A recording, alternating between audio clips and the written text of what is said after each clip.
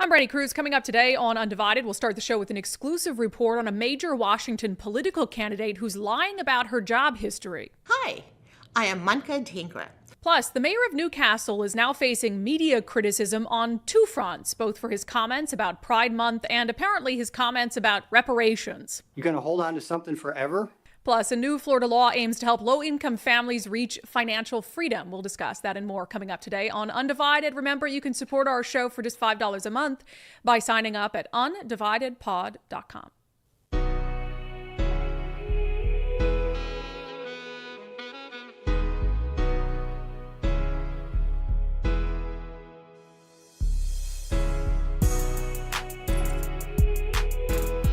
Hello and welcome to Undivided. I'm Brandi Kruse. Thank you for being here. Thank you so much for your commitment to giving Common Sense a comeback, our final live show of the week, although we have a wonderful episode of Sundays So Subscribers coming up that we'll talk about momentarily. Never ceases to amaze me the things that political candidates will lie about. It's like, do you not think that people are going to find out about these things? It's really stunning to me. And then also there's this added layer of, do people care? Have we just let standards slip so much for who runs for public office that we're like, meh? You know, that's not the worst lie that's ever been told. So this is something we've been looking into for a couple months. I'll admit it kind of got pushed to the back burner, which will become relevant in a moment. But we were watching the debate yesterday, or was it Monday, for Tuesday? What, Nicole, what day is it? Is it Thursday? We were watching the debate this week for, I think it was yesterday. Was it? Yeah. For Attorney General of Washington State. And the candidates were being introduced, and when State Senator Manka Dhingra, who's a pretty far left Democrat who's running for AG, was introduced, my ears perked up a little bit. Here is that moment. Manka Dhingra is here, a senior deputy prosecuting attorney in King County and a deputy majority leader in the Washington Senate. Yeah, interesting. Can you play it one more time for me, Nicole? One more time. Manka Dhingra is here, a senior deputy prosecuting attorney in King County and a deputy majority leader in the Washington Senate. Senior deputy prosecuting attorney for King County. And that's something that Manka Dhingra has talked about quite a bit, you know, being a prosecutor and all of that. So that seems like a perfectly appropriate way to introduce her, right? I mean, her experience as a prosecuting attorney makes a lot of sense. She's running to become the attorney general, the state's chief law enforcer. And it wasn't just her being introduced that way at the debate this week. Also in the video voter guides that were put out last week by the state of Washington, she introduced herself in that way. Here it is. Hi, I am unDivided, Deputy Majority Leader of the Washington State Senate, Senior Deputy Prosecuting Attorney with King County, and I'm running to be your next Attorney General. Gotcha. Okay, just so I heard it correctly, Nicole, can you play that one more time for me? Hi, I am unDivided, Deputy Majority Leader of the Washington State Senate, Senior Deputy Prosecuting Attorney with King County, and I'm running to be your next Attorney General. Gotcha. Now that would be great. Obviously, that's great experience. She's a current senior deputy prosecuting attorney, introduced that way at the debate, introduced herself that way on the video voter guide, except Manka Dhingra is not a senior deputy prosecuting attorney with King County. She has not been full-time as a career a senior deputy prosecuting attorney with King County for the last 7 years. She did a couple short stints in 2019, a couple months in 2021, but since 2021, she hasn't been employed by King County at all in the position of a prosecutor. And again, this hasn't been her full-time career since 2017. So this isn't coming from me or from some anonymous tipster.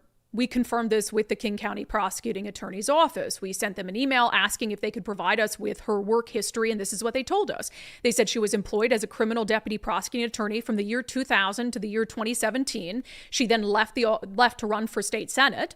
She was rehired for just a couple months from June 2019 to November 2019, and then she was rehired on a part-time basis again for just a couple months from July 2021 to October 2021. So again, she hasn't been a full-time career senior deputy prosecuting attorney for 7 years. So why is she in the video voter guide informing voters about who she is and what she does and what her qualifications are? Why is she lying about something that's so easily disprovable? And I'll say, so I got a call about this from somebody with the prosecutor's office who obviously, didn't want to go on the record, who said, hey, you should look into this. Manka Dhingra is out there telling everybody she's a senior deputy prosecutor. She hasn't worked here for years. And I thought, no way. Why would she lie about something so dumb that's so easily disprovable? And then all it took was one email from to the King County Prosecutor's Office for Casey McNerthney and their public records team to say, nope, she's not employed with us anymore. Yet today, at least as of 10 minutes ago, on every single one of Manka Dhingra's social media pages, both her official government social media pages and her election pages, Facebook, Twitter, both Twitter accounts, LinkedIn, it says that she is a senior deputy prosecuting attorney with the King County Prosecuting Attorney's Office. Lie, lie, lie, lie. And what would the harm be? This is what I don't get. What would the harm be of just saying former? What would the harm be in just saying former? I'll tell you what the harm is in a moment, but I'll also say this extends beyond her social media pages on both of her About Me sections. Again, on her official Washington State Senate bio and on her campaign site right now for elect Manka Dhingra. Both of them also say she is a current senior deputy prosecuting attorney with King County, which is just not true. It's interesting because on the Manka Dhingra for Attorney General page, it says she has been a senior deputy prosecuting attorney with King County since January of 2000 and is the former chair of the Therapeutic Alternative Unit. Okay, you put former in there for that job. Why would you not put former in there for the prosecuting attorney job? And it is incredibly troublesome that on multiple official government pages, including, like I said, her Twitter account and here on the Washington State Senate Democrats page, that she's lying about what her current job is. One interesting little, this gets into a bit in the weeds, but I want you to know how much we looked into this. So this tip first came to us in February, like early February. And I'll admit I didn't jump on it at the time, except to reach out to the prosecuting attorney's office. And we just said, hey, can you confirm what her work history is for us? A couple days, we went through Internet Archives to see, because look, all of us have had outdated bios. I'm sure you could find an outdated bio for me somewhere floating around on the internet. Like, I don't think that's the crime of the century if you just haven't updated your bio in some time. Obviously, it's different in her case because she was just introduced as a senior deputy prosecuting attorney at the debate. And she also, in her own words, from her own mouth, said she was a senior deputy prosecuting attorney in the video voter guide, which is lying to voters, which is just lying to voters. But there was this interesting, so we went back in Internet Archives and pulled up, over the years, because she's had since 2021 to fix this, right? So she's had 3 years to fix it, which I think is more than enough time to update your bio. And what we found in Internet Archives is that her bio on her state Senate page, for instance, it has been updated several times in different ways throughout the last 3 years. So there were opportunities where someone went in there and updated her bio where they could have updated her job history as well. But a couple days, according to Internet Archives, after we first inquired with the prosecutor's office about this, just like 2 days later, someone went into her state Senate bio and made a slight adjustment. It went from saying, Dhingra continues to serve as a senior deputy prosecuting attorney with King County to Dhingra has been a senior deputy prosecuting attorney with King County since 2000. Now, both of those are false. Has been is still suggests that she continues to be. But you notice that slight change 2 days after we first inquired about it? Isn't that weird to you? If that's why, look, could be a coincidence. I tend to doubt it. But if that's why you changed it, why wouldn't you change it to be actually accurate and say she was a senior deputy prosecuting attorney? Now, here's why this bothers me beyond it's the dumbest lie. It's so easy to disprove. And maybe this is the belief that the media won't do its due diligence. I've seen a couple media reports where she's referred to as a current senior deputy prosecutor attorney, although I also saw one where she was described as a former. So maybe when media outlets do their job and ask her specifically, she tells them that she's not anymore. But this is what bothers me about this. Manka Dhingra has used her career as a prosecutor as some sort of get out of jail free card for her soft on crime policies. Namely, chiefly, over the last 3 years during debates about the police pursuit law.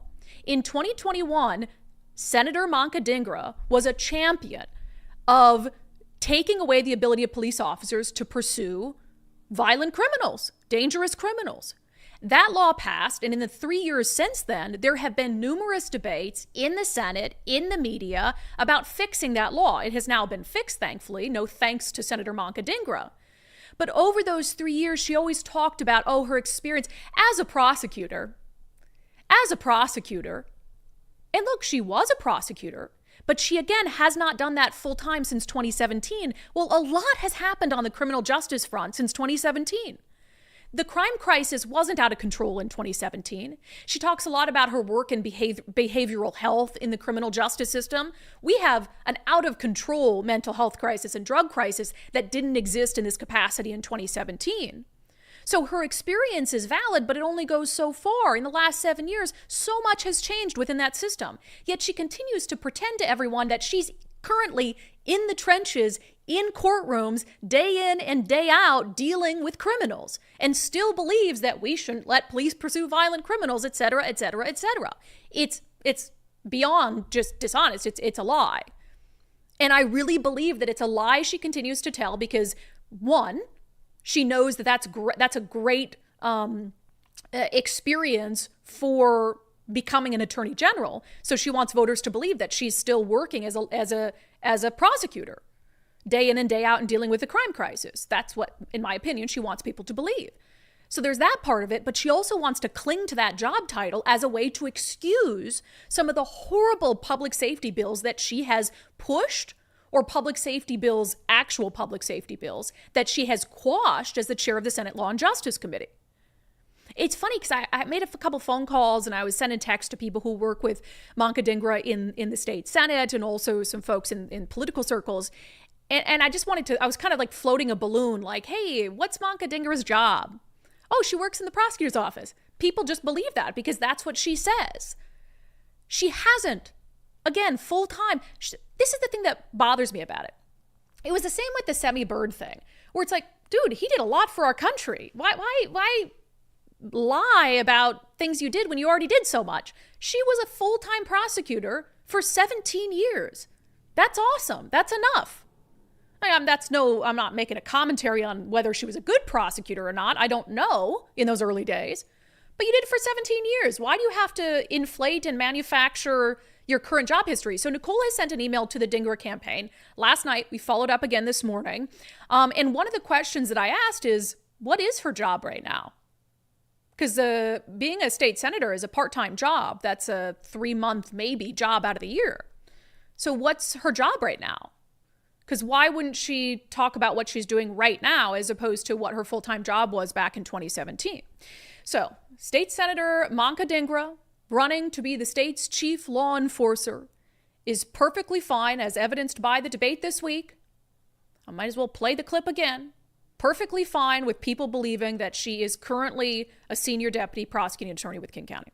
Manka Dhingra is here, a senior deputy prosecuting attorney in King County and a deputy majority leader in the Washington Senate. Yeah, see how she nods her head? Yep, that's me. Yes. that is like me running for chief dog catcher and saying, I am currently a reporter with Fox 13. Like, I haven't been that for 3 years. I would never introduce myself in that way.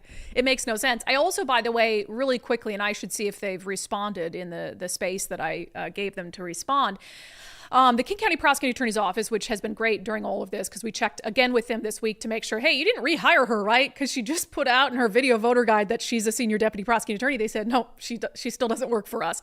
So one of the things I asked them this morning, and I'm waiting on comment, is given that you now know she's misrepresenting herself to voters as an employee of your office, do you intend to ask her to stop? I hope the answer is yes, because she's misrepresenting herself as a current King County prosecutor when she isn't. She was. She should just say that. But for some reason, she won't. I don't know about you, but someone who so carelessly lies to the people she wants to serve doesn't belong anywhere near elected office, specifically the office of the Attorney General. We already have a liar in the office of Attorney General. We don't need another one. All right. I want to talk a little bit about what's happening in Newcastle. We discussed it on the show yesterday. So the small Washington city got national attention because their city council voted 4-3 that they were not going to raise the pride flag over City Hall. That happened at the beginning of June. The mayor at the time said, look, we already have a flag that represents everyone. Do you have the previous one? Here's what he said at the time that got so much attention. So if we start raising flags, we got to raise everybody. How we want a Hamas flag flying over, the city of Newcastle, or MAGA flag? How about a Trump flag or an Antifa flag? We're not going there, folks. Not while I'm the mayor. I'm sorry. So this is already an inclusive city with an inclusive flag that flies 24/7 over our city. We include everybody. We're not going to exclude somebody, and we're not going to say, well, this group is better than that group, so they get a flag or they get a day. Everybody is equally represented by the American flag every single day. Yeah, and so that's Mayor Robert Clark. So he said that, and then the mob came out of the woodwork, and the mob of people that's like love everyone, inclusion, like good vibes and love and feelings, of course, got vitriolic. We saw some of that. There was a meeting this week where there was going to be another vote because of how many people were emailing and saying, no, we want you to raise the pride flag. They had some sort of impromptu kind of mini demonstration outside where people were blocking a pastor from moving around. Some guy was cursing out Jonathan Cho. So yeah, all full of love and inclusion or whatever it is. So anyway, one of the council members who happens to be the deputy mayor flipped her vote this week. So they have now raised the pride flag over Newcastle City Hall. Fine. Weird. I already said my piece about that yesterday. But what we hadn't talked about yesterday is now a new angle of attack on Mayor Robert Clark that the media has taken up. In fact, there was an article in the Seattle Times about it. I'll talk about it in a moment. But so he gave a longer speech as part of this vote this week to reverse course. It was like 15 minutes. And I loved a lot of it. I was like, wow, he is spitting absolute truths and bringing all the receipts. And one of the points he was making is he was talking about some of the people in the room who were there in favor of raising the pride flag, including a citizen who runs a Newcastle community Facebook page. And he's calling people out by name. He's saying, you're here to talk about, love and acceptance, yet here's what you're posting on social media. Like straight hatred toward white people, toward the mayor, absolute vitriol. So this mayor is name by name, naming and shaming citizens and even his fellow council members for saying hateful things about, who are sitting right next to him while he's calling him out, who are saying hateful things about him on social media. So here's a clip. These council members, they don't know what's in my heart. They don't know what we're talking about. They don't have any clue. It's all made up stuff. Right? To sow dissension. There is dissension in our community, folks, and I'm sorry to be angry and brusque, right? But the true division is the people who lecture you about being kind and then do the exact opposite. 100%. And we say that all the time. It's like you have these people who preach inclusivity, yet not if you disagree with me politically. Not if you're not hook, line, and sinker for everything I believe, then I'll be hateful and vitriolic to you. And we see that on the right, too. I mean, I just said yesterday, the threats I'm getting from semi-bird supporters that they're going to turn me into cat food. It's like, okay, calm down, calm down. So this tirade was, I'll call it a tirade, because he was clearly very frustrated, right? But he ended up bringing up stuff outside the realm of Pride Month. He also brought up the issue of reparations. And this meeting was happening on the eve of Juneteenth. So, oh my gosh, you can't do that. So I know there was a radio host this morning who was ranting about how basically this mayor is racist because he talked about reparations. And I'm thinking, gosh, what did he say, right? Because the Seattle Times also did an article on eve of Juneteenth. Newcastle mayor disparaged reparations and pride. Interesting. So the Seattle Times is saying he disparaged reparations and pride.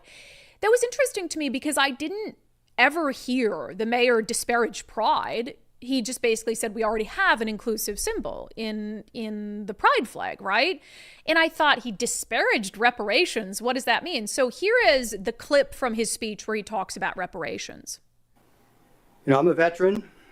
There's a lot of veterans. The American flag is very special to me, right? It was paid for by the blood of people, men and women, over the centuries that gave us the rights we have now.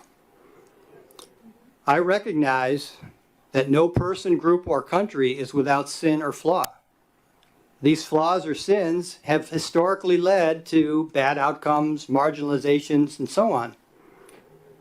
But you've got to ask yourself, at what point do you just continue to hold on to these, or do you let go and move forward? You're going to hold on to something forever? You're supposed to take your history and learn from it and correct the grievances and the marginalizations or anything that you felt was an issue. 160 years ago, the Civil War ended. And California just established a committee to study reparations. California was a free state with no slaves, and nobody's a slave there today, but they can't let go. And it causes division and hate and creates victim groups because people are focused on what divides us and what instead of what unites us.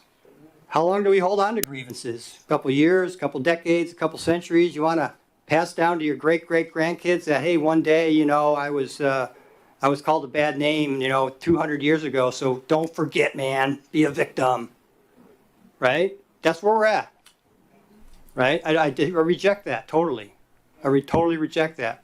Now, we know what's going to happen when we have this vote, right? It's going to reverse what's going to happen, what happened 2 weeks ago, okay? But that's democracy. I love every second of that. That's not disparaging. How is that disparaging reparations? Like the Times says, first of all, we should disparage reparations. Reparations, unless they are targeted specifically to people who actually had stuff taken from them by the government or were prevented from home ownership, who can prove that case, reparations make no sense. Some of the laws that we've seen across the country. So why would it matter if he disparages reparations? He's not disparaging black people, and he clearly wasn't disparaging what black people went through in this country. He talked about the ills of our society, more than 100 years ago. So he's acknowledging all of that.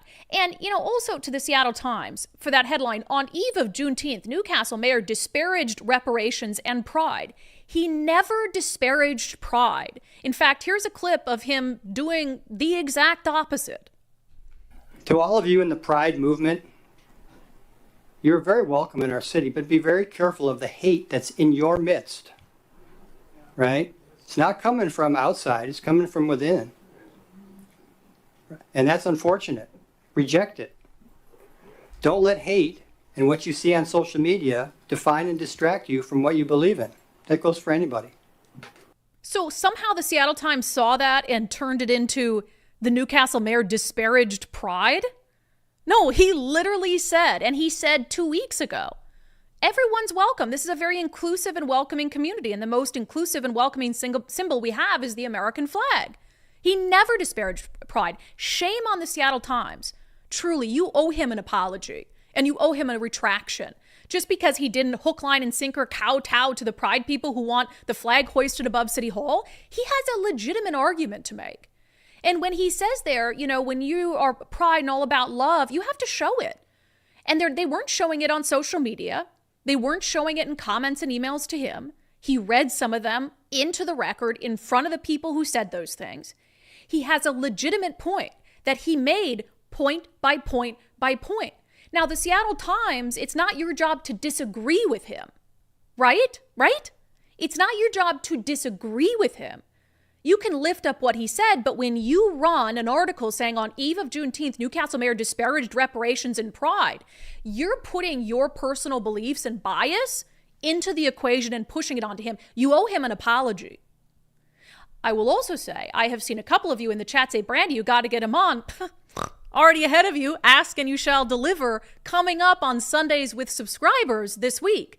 We will be joined by the mayor of Newcastle, Robert Clark, who is going to join us to talk about all of this, what he went through, and what the Seattle Times wrote about him here. So if you have not become a subscriber already, you can do that by signing up, undividedpod.com, undividedpod.com. And Mayor Robert Clark of Newcastle will be our guest this week on Sundays with subscribers. I am looking forward to it. This guy is just a man after my own heart. Now, he did go on a little bit of a diatribe, right? Like a little soliloquy, but I could tell he's frustrated.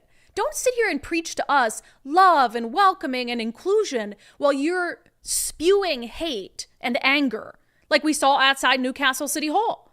If you're all about love and inclusion, why are you blocking the pastor from walking around on public property who wanted to come and share his opinion on the matter?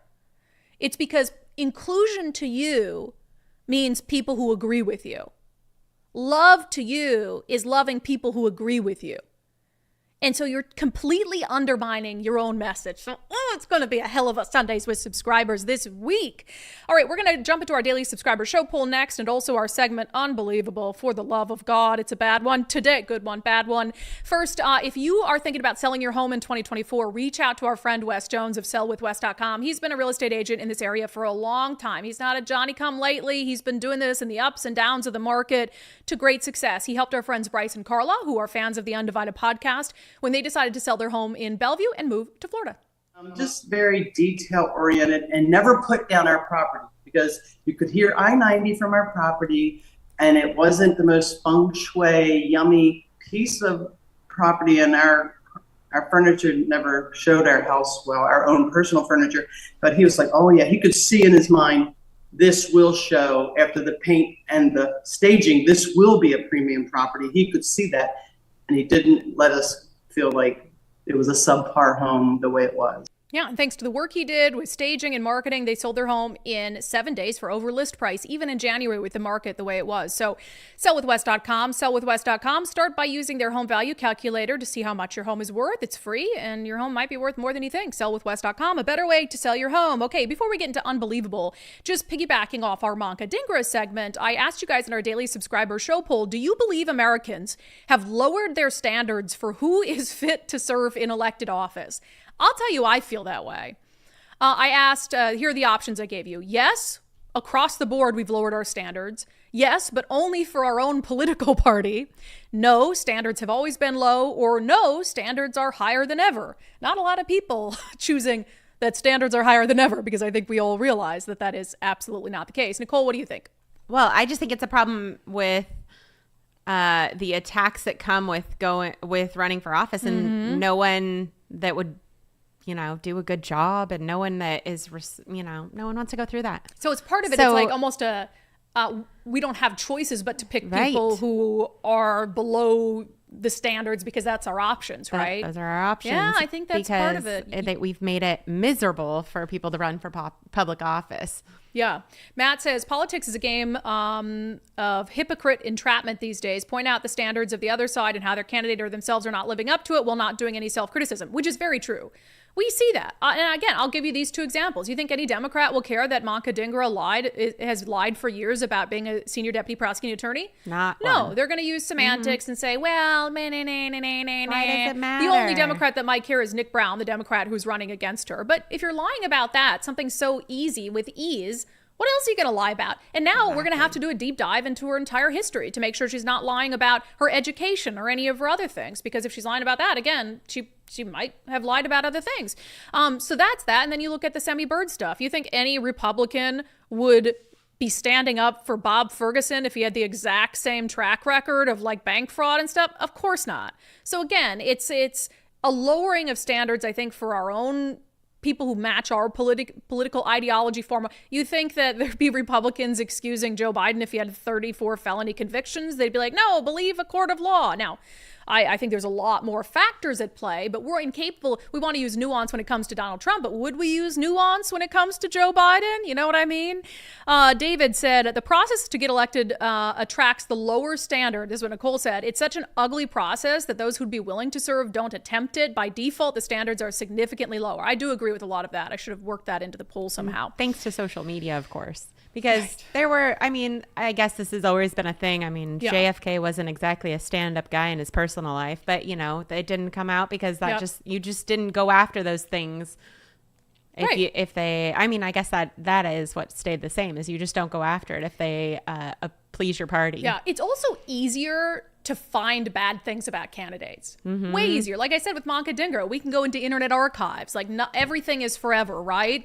Back in the day, if the semi-bird stuff had come out, how would you have ever found out about some of that stuff? You'd have to go physically to a location and request documents, and some of this stuff would be impossible to find out. So maybe for political candidates we had previously, they weren't great, but we didn't know.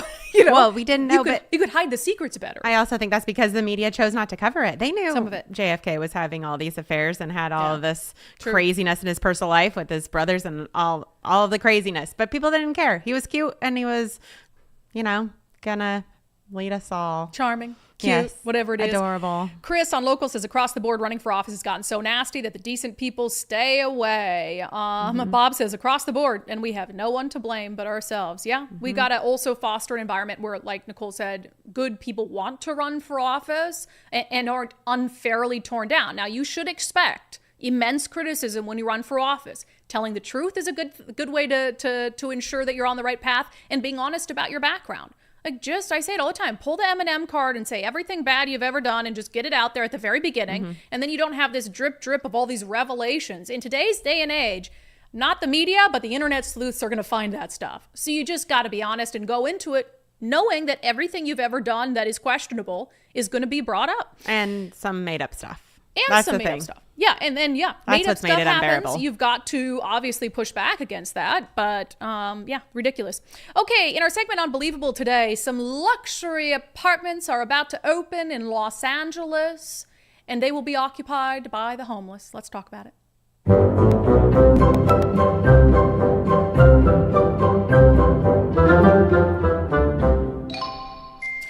Boop. All right.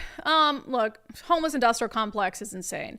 So remember the story we did on Governor Jay Inslee's right-of-way initiative where it was like $1 million per person they were spending to clear them from right-of-way encampments and get them out of homelessness, like the camps along the interstate. So when it comes to the homeless industrial complex and government spending, it's just a blank check. There really is no standard. There's no thought behind how much is this worth, and how much would it be worth in like the private sector, right? How much waste or spending would the private sector tolerate? When Governor Inslee's whole right-of-way initiative thing came out and we were questioning, $1 million per person, are you really being a good steward of taxpayer funds? Remember, I went to the legislative preview and I asked some Democratic lawmakers that question earlier this year, and they were like, well, we can't really put a price on human life, and I'm not going to say whether one human is worth $1 million. And it's like, okay, now you're trying to build a straw man. You know what I'm saying. We should be able to help even more human beings with $1 million. So that's, I guarantee, going to be the argument in Los Angeles, where they have built luxury apartments at the cost of $600,000 per apartment unit that are now going to be used to house the homeless. Here's a clip from ABC 7 LA. Known as the Weingart Tower. It's intended to help people currently without shelter on Skid Row. This will be LA's largest permanent supportive housing project. There is an entire floor of offices for caseworkers, and the list of amenities is pretty impressive. As you mentioned, there's a gym, an art room, a music room, and a computer room and library. People living here will enjoy 6 common balconies and a cafe. The $165 million project is receiving permanent financing from Proposition HHH, which voters overwhelmingly passed in 2016. The new tower is also receiving state housing funds and $56 million in state tax credits. Okay. Gym, art room, music room, computer room, library, cafe, $600,000 per unit. $600,000 per unit. Now, I'm not saying that people who are dealing with homelessness should be moved into horrible conditions and meth-addled old hotels and stuff like that. I'm not saying that at all. This is absurd for a variety of reasons. When you look at, oh my God, where do I even start? Look at, Nicole, can you pull up, if you can find it, a couple days ago on the show, remember we had those pictures of that guy who was in the affordable housing unit, the We Heart Seattle thing. You can't, you're going to have caseworkers on site. What do you think is going to happen to these apartment units when you fill them with people who are drug addicted? You're talking about balconies. I mean, we had the picture we showed on the show, thanks Nicole, the other day, where it was like a guy in one of these, government sanctioned affordable units, and he was pooping on the floor. I mean, there was filth and trash, and he was in there doing drugs. So basically what you've paid for are $600,000 drug dens for people on Skid Row. That's insane. I mean, I'm all for transitional housing, but at $600,000 a pop, and I'm sorry, it stuck out to me in that description, balconies. I wonder how long it's going to take for people to jump off those balconies, and then the payday the amount of money that LA County is going to have to pay up, or to push someone off the balconies. I give it 2 months. before someone is murdered by being pushed off a balcony by someone who's in the throes of drug addiction. This stuff is insane. And meanwhile, Charlie Kirk, I don't agree with him on everything, but he had a really good point on this. And I think how a lot of working class Americans are feeling and why they gravitate towards someone like Donald Trump, who sort of speaks their language, or at the very least acknowledges their frustrations with feeling like everyone is getting handouts around them while they work themselves to the bone just to get by. So Charlie Kirk wrote of this: homeless in Los Angeles County get free apartments valued at $600,000 per unit, around $162 million total, all at the taxpayer expense. Gazans get a $230 million pier that doesn't work and $9 billion in aid, even though we know how much of that will be used to fund terror. Newly arrived illegals get debit cards with cash, free housing in hotels, flights to anywhere, and free legal advice to game our asylum laws. Ukrainians get their pensions paid for and $170 billion in aid and munitions. Everywhere Americans look, deadbeats, foreigners, and criminals are gaming the system, breaking the rules and ripping off taxpayers while those same taxpayers can't afford eggs, gas, or rent. America and its citizens must be put first, or eventually people will just opt out of the entire system. And I think he's spot on. Like, look, I am not the kind of person who says no help for anyone ever, never, and America just needs to be completely insulated from the world. No, I do believe that America has a place on the world stage to try to maintain order in this world of ours. And I also believe that the promise of America is the promise of a hand up, not a handout, but a hand up. And that is who we are as a country. But it is being abused. It's being manipulated. That hand is being overplayed. And now it has turned into handouts for people who think, well, why would I do things by the books when I can do things off the books, when I can do things illegally, when I can engage in antisocial behavior, when I can engage in criminal behavior, and I'm still going to have things given to me. And meanwhile, for the rest of us, we're like, damn, we're working 40, 60, 80 hours a week, and we're just doing the math, trying to make, if you haven't, look, I'm not there anymore, I'll be honest. But I have lived paycheck to paycheck. I would say up until my last couple years at Fox 13, I lived paycheck to paycheck. And so I know the feeling very well, and I grew up in poverty. I know the feeling of like $5 in the gas tank so that you can still buy food. And having to borrow money from someone to be able to cover your rent. And so I know where a lot of Washingtonians and where a lot of Americans are right now. And I can understand the frustration of looking all around you and seeing people who aren't contributing to society in the way that you are being given so much. Well, you're not only given so little, but so much is taken from you. It's one of my I'm getting really far afield, but just as a rant, it's one of my chief frustrations with the CCA, the Climate Commitment Act. And Governor Inslee refusing to simply acknowledge what the policy has done to working class people. Like, you care so freaking little. You just spit in people's faces by lying to them about like, hey, yeah, this is going to increase gas prices significantly. I'm doing it because I think it's good for the climate, and I'll take the criticism that comes with it. No, he costs you money. He stretches your family's budget. He makes it more expensive for you to get to work, to pick up your kids from school, makes it more expensive to buy groceries. And then he has the audacity to turn around and say, no, that's not happening. That's not happening. Like, this isn't doing that. It's just greed from the gas companies. How dare you? That's why one of the reasons I'm so disgusted with him and why I fully support the repeal of the CCA. So this is ridiculous. $600,000 a month units. I bet there's a lot of working class families in Los Angeles, 2-income households with kids who are scraping by but doing everything above board, who would love to live in one of those apartments with a gym, an art room, a music room, a computer room, library, and a cafe. Would love to live in one of those $600,000 apartments in Los Angeles. Shame on the people who believe that this is the American way. Unbelievable.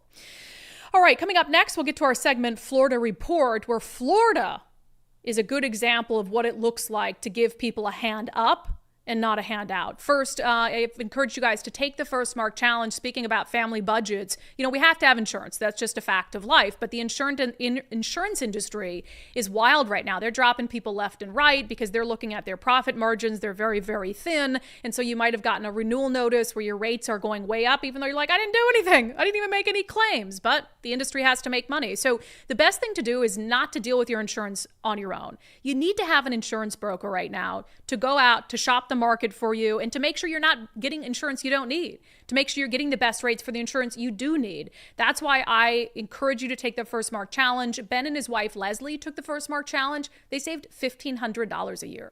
it's good to, just like you would go in for an annual physical with your primary care physician. You may not have anything wrong, but it's good just to kind of have that, annual check-in. And I think that's what FirstMark, the service and the value that they really provide is it helps. It helps you have an understanding of your coverage. Yeah. So it takes just like an hour or so of your time, and you could save a bunch of money, $1,500 a year. That's awesome. And I've heard from many other people. Casey in Covington says they saved us 37% off our auto quote. And when you are on a budget, every dollar matters. So firstmarkinsurance.com, firstmarkinsurance.com. Oh, and did I mention you never pay them a dime for anything, for your services? So that's awesome. Firstmarkinsurance.com. They work for you. Okay. Dipping outside of Washington State. I think this is a fitting topic to discuss on Florida Report today as we talk about kind of the social safety net. And I think the social safety net has kind of become a social safety hammock for people that they're just comfortable just sleeping in. They're getting real comfortable in that hammock. But sometimes the rules around social safety nets and services and, SNAP and all of this, they almost make it more advantageous to stay on those things, on those government handouts and government assistance, than actually trying to get off them and trying to better your family's financial future and financial outlook. Well, in Florida, they're saying no more. They're still gonna help the needy, but they're gonna help the needy help themselves. It's not even controversial anymore. People know in Florida their freedoms are going to be respected. Miranda, hello. Hello. I don't know if I could say this. Your dog has been sick. How is Henny doing? I don't know. He's not eating again, so I have to go back to the vet for another treatment this afternoon, and hopefully he shows some signs of improvement. It's been really sad. He's actually laying by my feet right now, Henny. all depressed looking. Oh, he's such a sweet boy. So, okay, we'll be thinking about Henny because I just love him to bits. I know he's getting to be an old man, but yeah. All right. DeSantis is signing a bill that has to do with public assistance and benefits. And this is really interesting because without getting too specific, we actually have a family member who deals with this that has a disability and has a certain amount of benefits and actually has to keep their work hours at a certain level, because if they make too much money, then they lose all these benefits. And so it's like this weird push and pull. So Ron DeSantis just signed a bill that aims to help low-income families deal with that. Yeah, so basically this bill doesn't eliminate that benefit cliff that exists, but it kind of eases people down a little bit. So they're going to assign case management to help these families transition from, financial assistance to financial independence. Because in so many cases, people are forced with making the decision like, should I take this pay increase? If I do, I might lose my housing benefits, my SNAP benefits, like childcare. All these things can also like make it so somebody can't show up to work every day too, like if they can't get affordable childcare. So they're going to help people make that transition a little bit easier so that they can actually make their way into financial freedom and independence, because otherwise a lot of people are just faced with like no choice. They have to keep making less money, working less hours. So this was basically just going to take a step in the right direction, in my opinion, to help families that really do want to achieve that, financial independence from assistance programs a little bit easier. Yeah, I love this because it's about, okay, you want, the government should want, I don't think all governors or governments do want people to get off public assistance of their own accord, when they're capable of doing it. But when you hit that cliff and you're like, okay, well, I'm making a little bit more money, but now I've lost all these benefits, that's not even worth it for me to pull myself up to financial freedom, as you said. So I think this is great. It's House Bill 1267 being signed into law by Ron DeSantis. And so I love it. Again, that's common sense. Like, let's get people off public assistance and make sure that they don't suffer along the way while trying to do something that's very, very good. All right, you've got a doozy of a story for us today. You've heard of cocaine bear. Have you heard of cocaine bald eagles? No, not yet. Now you and have. We talked about cocaine sharks last year. This would have been a nice buffet for them. A couple boaters found 65 pounds of cocaine off the coast of the Florida Keys on Saturday, which is about I think it was 21 individually wrapped kilos of cocaine, and they each had a nice bald eagle stamped on the front of them. Oh, I love it. Okay, so when you pitched this story, I thought that you meant there were bald eagles physically floating on the kilos of cocaine. So now that you say it's a stamp, which I'm just learning for the first time, now I'm disappointed. Oh, I'm very sorry. I thought we had a bunch of coked up bald eagles just flying into the Florida Keys. I don't even think we have bald eagles down here, to be honest with you. But ruined the whole story close for me. enough. What a disappointment. But this was turned in. It's estimated $1 million street value for this bundle of cocaine. They turned it into the local sheriffs, and I guess Border Patrol will take custody of the drugs and do what they do with illegal drugs, whatever that is. Well, yeah. I mean, all these kind of stamping it. This is going to America. Bald eagle, send it to America across the open southern border or across the waterways.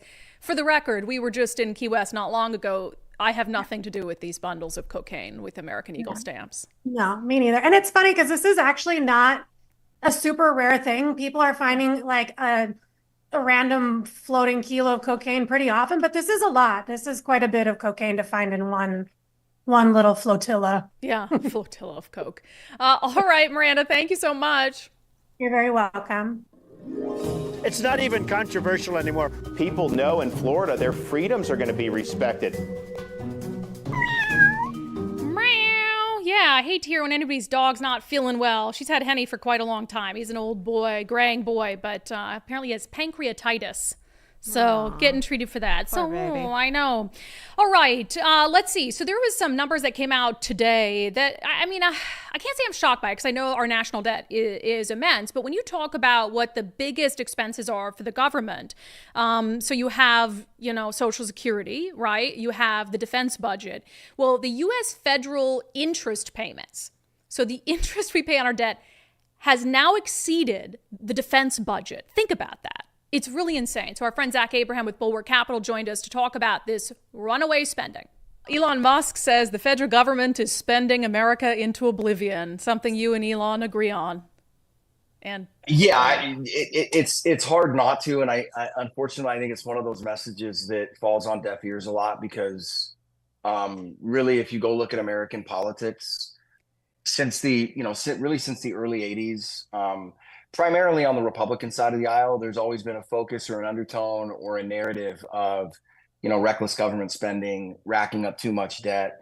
And I think it's one of those things where, you talk about something for so long, and I think people just kind of start tuning it out. They just get used to it, right? The debt's climbing up every single year, regardless of who we've got in White House. The debt just keeps doubling under every president. And you kind of just start tuning it out, but there are way markers along the way, like looking at other countries historically. And when you get to a point where you cross over 100% debt to GDP, meaning all of your debt is greater than the size of your entire economy, and then when you reach a level for us where interest payments become the number one expense for the federal government, those are for lack of a better term, hallmarks. Those are mile markers that you shouldn't ignore, right? And the reason you shouldn't is we've got multiple examples of this throughout history, that when you reach levels like this, there has been no return. And so what governments do in these scenarios is they do what we call inflate the debt away, right? Meaning there's two ways. Think about it. There's two ways to deal with debt. You either pay down the debt or you build up the equity, right? So for instance, if you owe $500,000 on a $700,000 house, your debt to equity ratio is not very big. Now, we can pay that debt down, or also if we make that $700,000 house worth $1.8 million, the debt doesn't move, right? So it naturally becomes a much smaller percentage of the pie. That makes sense. And the reason governments pursue inflating debt away as opposed to adopting fiscal responsibility, or austerity as they call it in economics, is because bottom line, in democracies, it comes down to re-election, meaning it's easier to explain away inflation and some of the quasi benefits that come with it, like a higher stock market and higher home equity, than it is to try to explain 8 to 10% employment and breadlines. Yeah, this graph that I was looking at. So it says U.S. federal interest payments now exceed the defense budget. So our regular payments against our interest on our debt now exceed the defense budget. And the estimation that is that within the next few years, interest on the debt will exceed Social Security payments and become the largest item in the budget. It doesn't seem like there's a way to avoid that, to keep that from happening, at least realistically. No. And if you, like I said, if you don't, let's say the government moderates spending or something, you'll see it fall off in tax revenues or something else. Like, I really don't think that you're going to see that issue. I don't think you're really going to see it change much. Unless, like, for instance, okay, people are like, well, as soon as the Fed can lower interest rates, we can lower interest rates, and that will lower the interest expense for the year. Yeah, it will. But if you have an environment that justifies substantial interest rate cuts, you're also going to be looking at lower tax receipts. Yeah. Right. So this is kind of the problem that you're in, is you've got different levers you can pull, but they're probably just going to end up exactly in the same spot. Yeah, America's dug itself into a big fat hole. Ridiculous. And honestly, Republicans have let go of their fiscal responsibility a little bit too. So they're like, well, if Democrats are going to do it, I don't know. Anyway, Zach Abraham and his team at Bulwark Capital, they're having one of their free Know Your Risk webinars coming up on the 27th, June 27th at 3:30 p.m. Pacific time. This one is going to specifically focus on inflation, which they call the silent portfolio killer. You've done all this hard work, saving for retirement. You've got a vision in mind of what that retirement is going to look like. Make sure inflation doesn't screw it up. So this is a good chance just to hear from the experts, get some advice. It's totally free, no obligation or anything like that. So knowyourriskradio.com, knowyourriskradio.com. Sign up for the webinar on June 27th, 3:30 p.m. Pacific time. Investment advisory services offered through Trek Financial LLC, an SEC registered investment advisor. Investments involve risk and are not guaranteed. Past performance doesn't guarantee future results. Trek 24244. Go to knowyourriskradio.com. All right, some questions and comments before our closing sanity check, which is going to take us to San Francisco today. Matt Gilbert on Manka Dingra with a $5 super chat. Manka calling herself a King County prosecutor reinforces the false stereotype that King County prosecutes. Yeah, that's true. They should call the prosecutor's office something else. Although, I'm sure they prosecute some cases. Maybe not as many as we'd like. Greg Olakis, the Seattle Times isn't a news outlet. They are a narrative pusher. Good for the mayor for doing the right thing, referring to the Seattle Times suggesting that the mayor of Newcastle is some sort of racist homophobe, which is ridiculous. Matthew Cook, that's not journalism. The Seattle Times is engaging in activism. When you know local media won't hold you accountable, you are emboldened to lie. Yeah, the media doesn't do a good enough job holding the media accountable. They don't police each other, so who's supposed to police the media? Besides us, We can't be the only ones policing the media. On the LA apartments for the homeless, Jill C. says, my mom, who is 91 years old, is paying $4,100 a month to live in a place with all those nice amenities. She should be the one to get a break. She's been an honest taxpayer her whole life. That's the problem. That is the problem in a nutshell in one comment. Why is Jill's mom, who has worked her whole life, contributed to the system, now having to pay $4,100 a month to live in a senior care home or facility? I'm not sure exactly where she's living, but I know that those are very expensive. And then you've got homeless people who are going to be taken off Skid Row with fentanyl addictions and put in a nice high-rise apartment unit with all the amenities that Jill's mom is now paying out of pocket for. It's ridiculous. Elena Woodworth says, unless alcohol and drugs are forbidden and monitoring is maintained, history shows that it does not work, and training and counseling must be part of the bargain so they can eventually get jobs to support themselves. There has to be a limit for how long the taxpayers are required to support this, as most are having trouble barely maintaining their own lives. And you make a good point. I will acknowledge I'm not sure if there's a requirement for treatment and counseling as part of living there. I'm a big believer in that. Like, if you're going to have someone in transitional housing, it has to be conditional. They have to be actively involved in treatment for whatever is ailing them, be it mental health or substance abuse. Y says, it sure feels stupid to be living an honest life, abiding by the law, working hard only to be lied to, suck dry of our hard-earned money to reward criminals and lawlessness. Amen, sister. If I didn't have morals in my faith, I would probably be tempted to work the system. It does suck. I'll acknowledge when I got that speeding ticket a few months ago, which I totally deserved, there was a part of me like, really? All the crimes out there that people are just driving off from traffic stops. I should be given a medal for stopping. I should be given an award for stopping my vehicle and not making you have a chase that you're going to have to terminate. So there is a little frustration. I hear this from people all the time with car tabs who refuse to renew their car tabs because they're like, we voted for it. We didn't get it. I'm not renewing my car tabs. And they've had expired car tabs for years. I don't know if they've gotten tickets, but I get it. You feel like everyone's out to get you. HOV lanes. You know, it's like, sometimes I'm tempted. It's pretty tempting. It is pretty tempting. I might have gotten in trouble for that. But no, you didn't. Oh, I got out of the trouble, but yes. You got out of the trouble because you're so good looking. Just kidding. It's because you had a big black eye. Big black eye gave me away. Oh my goodness. Yeah, it's just really frustrating stuff. So I get it. And that's, I know I went on a whole long rant about it, but this lack of care and concern for the, both parties say we're a party of the working class, and Democrats push that narrative more than anyone. They say Republicans are like, oh, a party of the rich and tax cuts for the rich and all this stuff.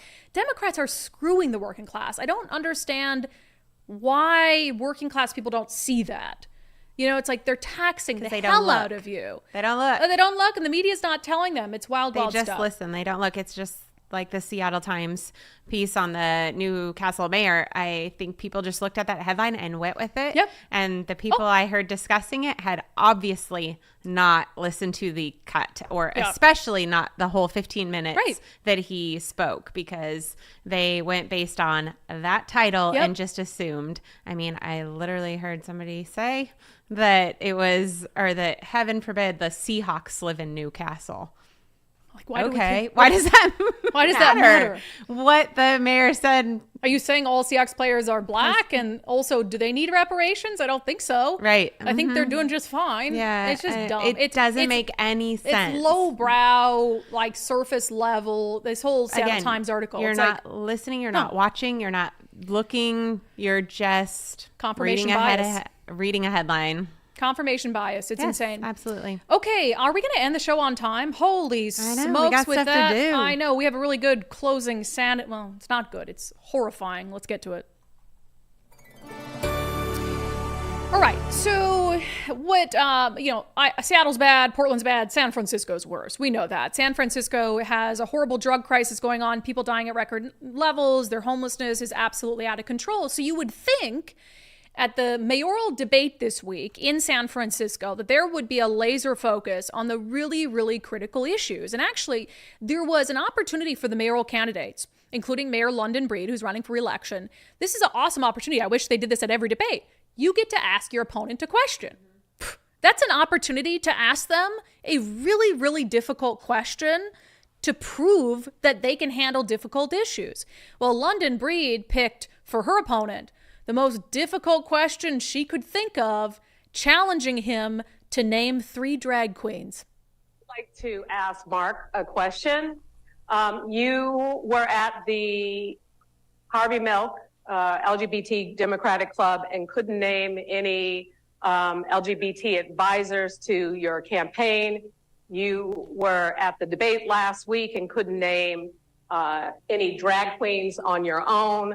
I was wondering if you could, this is an opportunity to redeem yourself. And if you could name 3 LGBTQ advisors for your campaign and 3 drag queens in San Francisco.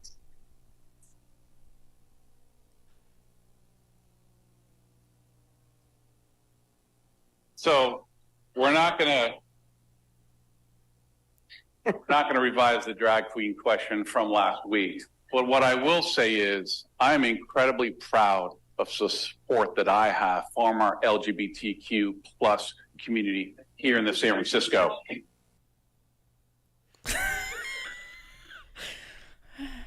San Francisco deserves to fall into the sea.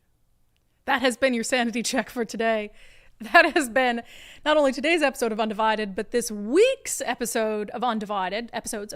Thank you for being here. Thank you so much for your commitment to giving Common Sense a comeback. We've got a great episode of Sundays with Subscribers coming up for the subscribers among you. We're going to have the mayor of Newcastle, who, according to the Seattle Times, is just a racist, homophobic bigot. Something tells me that when you hear from him, you're not going to come away from the interview with the same impression. So we'll see subscribers on Sunday. We'll see the rest of you on the live show at noon on Monday. Have a wonderful weekend.